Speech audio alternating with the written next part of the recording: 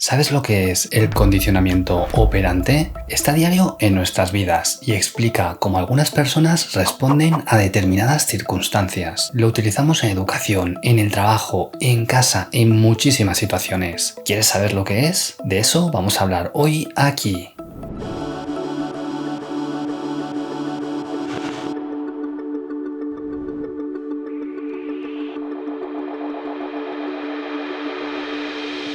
El condicionamiento operante es algo que está en nuestras vidas desde que somos pequeños. Muchas de nuestras conductas son debidas a este tipo de aprendizaje. Se ha usado en educación, en empresas, en política, en marketing y seguramente lo ha usado hasta tu madre contigo. Si le decimos a un niño que si hace todos los deberes le vamos a dejar jugar a la Play y cuando los ha hecho le dejamos, eso está basado en condicionamiento operante. Si le tiramos a un perro una pelota y le enseñamos que si nos la trae le daremos un premio, eso es condicionamiento operante. Pero, ¿qué es el condicionamiento operante? Pues se basa en reforzar o castigar conductas para aumentar o disminuir la probabilidad de que vuelvan a repetirse. Y funciona tanto en personas como en muchos otros organismos. Aunque generalmente todo el mundo empieza por Skinner porque básicamente es el padre del condicionamiento operante, yo lo voy a hacer por Thorndike, que podríamos decir que es el abuelo de esta teoría. Además me cae mejor y trabaja con gatitos, que a todo el mundo le gustan los gatitos. Thorndike ideó un experimento al que llamó caja problema. Metía generalmente un gatito en una caja puzzle y el gato iba actuando básicamente por ensayo y error hasta conseguir salir de ella.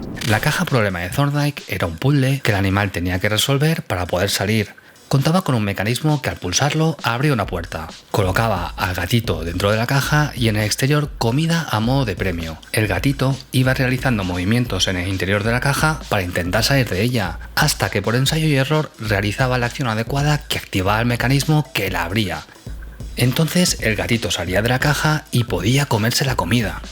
Thorndike llamó a esto condicionamiento instrumental. De hecho, hoy en día se usa más el término condicionamiento instrumental que operante. Y se llama así porque el sujeto, el gatito en este caso, usa su conducta como instrumento para obtener lo que quiere, salir de la caja y comerse la comida. La revolución en esto es que con su procedimiento podemos obtener medidas cuantitativas, es decir, podemos meter al gatito una y otra vez en la caja y medir la cantidad de tiempo que tarda en apretar la palanca y salir. Tenemos datos cuantificables de cómo poco a poco tarda menos en salir de la caja, de cómo está aprendiendo a salir de ella. Podemos medir las diferencias de tiempo entre ensayos y conseguir datos tan valiosos como la famosa curva de aprendizaje, que utilizamos hoy en día muchísimo en educación, pero de eso ya hablaremos en otra ocasión. Años más tarde, Skinner llevó todo esto a otro nivel.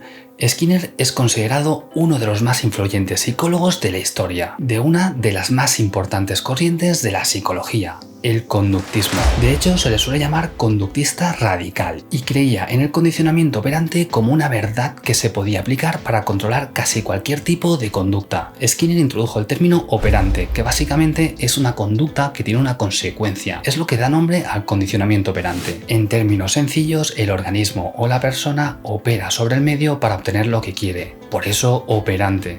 Y si la caja problema de Thorndike la podemos considerar un experimento de ensayo discreto porque metemos al gato en una caja, sale y se acabó, ahí acaba el experimento, a no ser que lo volvamos a meter, Skinner ideó un experimento al que llamamos de operante libre. Metía a un animal en una caja, con algún botón o palanca, que podía pulsar para recibir un premio o evitar un castigo, y el animal estaba a su rollo y podía emitir tantas respuestas como quisiera. A esa caja precisamente se le llama caja de Skinner, que un poco más adelante la veremos. El condicionamiento operante tiene tres elementos fundamentales, lo que llamamos contingencia a tres términos: el estímulo discriminativo, la respuesta y la consecuencia. Si se da contingencia entre estos tres términos, es decir, si se relacionan entre sí, tendremos condicionamiento. Vamos a ver esto mejor con un experimento. La mayoría de animales, como perros, gatos, ratones o delfines, pasan gran parte del tiempo realizando diferentes actividades. Los perros corren, los gatos saltan, los ratones huelen o los delfines se desplazan nadando. Este tipo de comportamientos los podemos considerar operantes, que son diferentes de los reflejos, que son acciones involuntarias, como el parpadeo. En una de las diferentes versiones de la caja de Skinner tenemos una luz, una palanca y un dispensador de comida. El ratón explora la caja y va realizando movimientos en su interior. Operantes: camina, huele, se pone de pie. hasta que por casualidad aprieta la palanca y se da cuenta que ha aparecido comida. La luz le indica al animal que la comida está disponible. Si el animal toca la palanca con la luz apagada, no ocurre nada. Sin embargo, si el animal toca la palanca con la luz encendida, la máquina le dispensa comida. Al final de repetirlo una y otra vez, el animal aprende que apretando la palanca con la luz encendida puede conseguir comida. Siguiendo el esquema de este tipo de aprendizaje, cuando se enciende la luz, estímulo discriminativo, si el animal pulsa la palanca, respuesta, la máquina le dispensa una bolita de comida, consecuencia. Entonces, si al pulsar la palanca el animal recibe comida, las probabilidades de que el animal vuelva a pulsar la palanca aumentarán. Habrá contingencia. Pero podría ser que no hubiera contingencia, que se encendiera la luz, el animal pulsara la palanca y no pasara nada. Si no pasa nada, las probabilidades de que el animal pulse la palanca disminuirán o desaparecerán. A eso se le llama extinción. Pero esta no es ni mucho menos la única versión de la caja de Skinner. Esta es solo una de las muchas versiones de este experimento. Lo podemos simplificar, por ejemplo, quitando la luz y utilizando otras claves contextuales. O complicar mucho más añadiendo más estímulos, encendiendo la luz cuando pulse la palanca, intervalos de tiempo entre la respuesta y la consecuencia, e incluso cambiar la recompensa por el castigo, como una descarga eléctrica que el ratón tiene que aprender a evitar. Y aunque los esquemas varían entre experimentos, al final todos tratan de condicionar conductas operantes. Además, no solo se pueden utilizar ratones, sino muchos otros animales. De hecho, Skinner prefería las palomas, y algunos de los experimentos más surrealistas los llevó a cabo con ellas. Pero eso lo dejamos para otros vídeos. Vale, y ahora me puedes decir, has enseñado a un ratón a tocar una palanca para conseguir comida. ¿Y qué?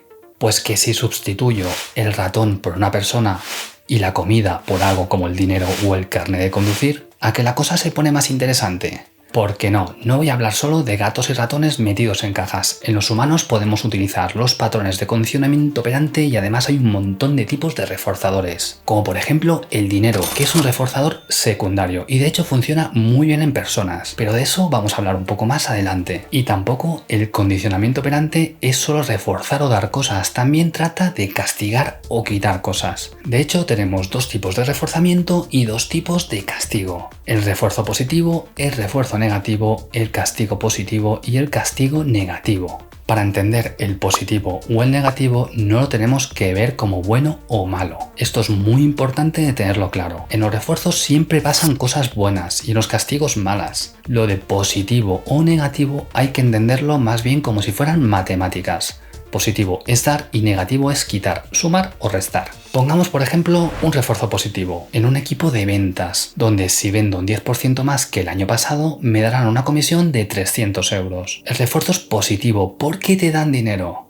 Por otro lado, un refuerzo negativo es que pares el despertador al pulsar un botón. El sonido se para y dejas de escuchar ese zumbido. La consecuencia es buena, dejar de escuchar el ruido, aunque después te tengas que levantar. En el castigo positivo podría ser que si llego tarde al trabajo, mi jefe me puede chillar. El castigo es positivo porque me chilla, me da un chillido. Por otro lado, el castigo negativo puede ser que si cometo muchas infracciones de tráfico y me ponen muchas multas, me pueden quitar puntos del carnet. Es negativo porque me quitan, porque sí, el sistema del carnet por puntos está basado en un esquema de condicionamiento operante.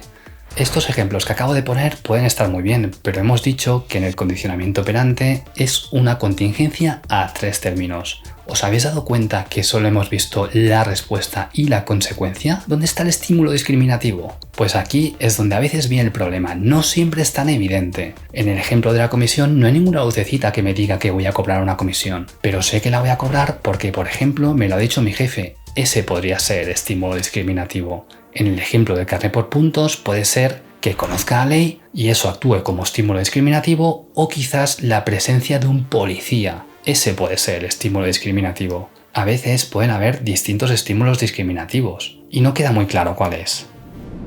Los estímulos discriminativos, antecedentes o claves contextuales son una de las partes más ambiguas del condicionamiento operante. En realidad, muchos libros, manuales o incluso otros vídeos que he visto no le suelen dar mucha importancia o simplemente ni siquiera los mencionan. Y en cierta manera es normal.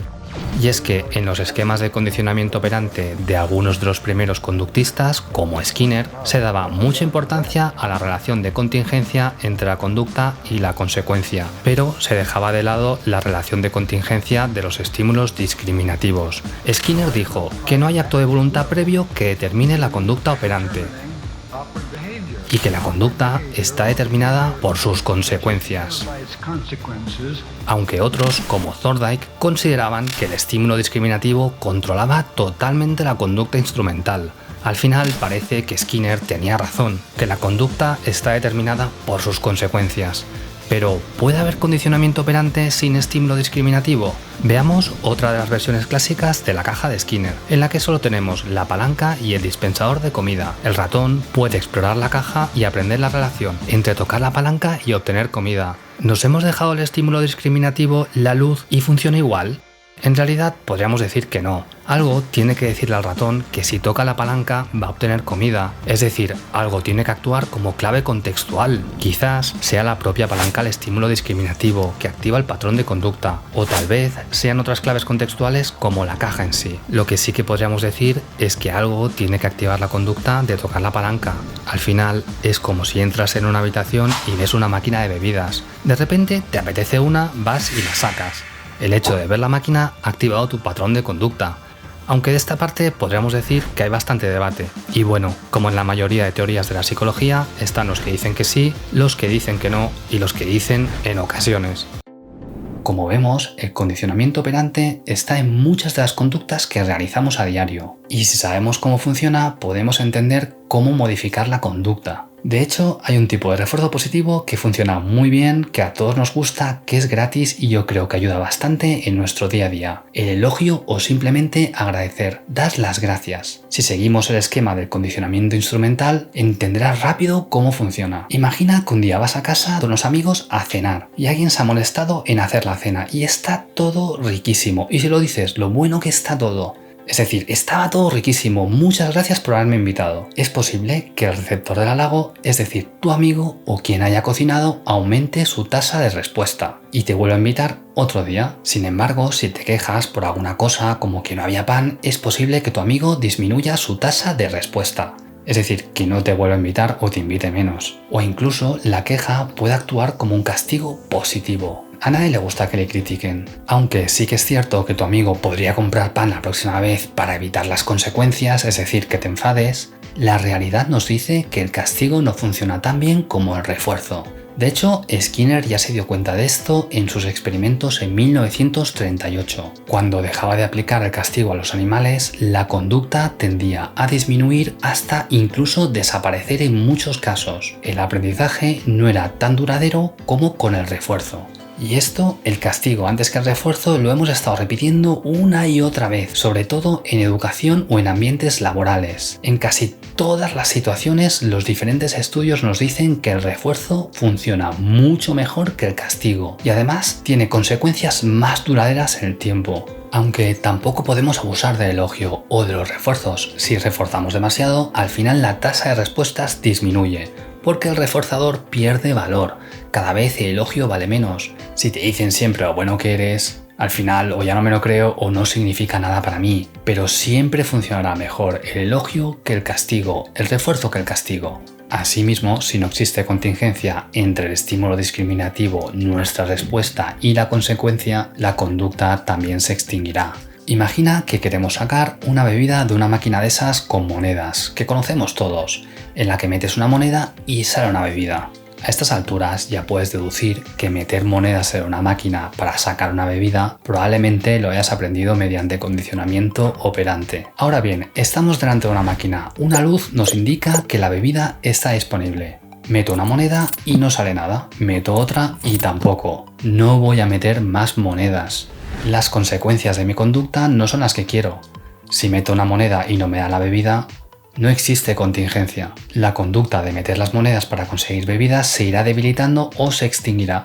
Aunque todos estos esquemas simples que hemos visto se pueden complicar muchísimo más. ¿Y si la máquina de bebidas de antes implica meter una moneda y tocar un botón para elegir entre diferentes bebidas? Pues bueno, existen muchos tipos de programas y esquemas diferentes en este tipo de aprendizaje, tándem, encadenado o programas concurrentes con varias selecciones, ya que acciones complejas como conducir precisan de aprendizajes de muchos pequeños pasos hasta llegar al resultado final, saber conducir, y se necesitan programas encadenados o de moldeamiento para llegar a ello, pero de todo esto hablaremos en otros vídeos, porque se podría hacer eterno, así que si no te lo quieres perder, ya sabes, suscríbete.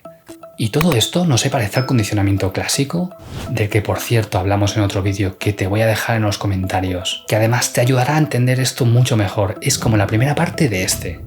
Pues sí, se puede parecer, pero la diferencia fundamental es que en el condicionamiento clásico el estímulo no depende de la respuesta del sujeto, es incondicionado, innato, la respuesta es involuntaria y se empareja con otro estímulo que no lo es, mientras que en el instrumental la conducta es voluntaria y es el instrumento para recibir el refuerzo o evitar el castigo, y la respuesta se irá reforzando poco a poco porque el sujeto, el ratón o la persona, actúa sobre el ambiente, aprieta un botón, por ejemplo, para recibir comida o encender la luz del comedor.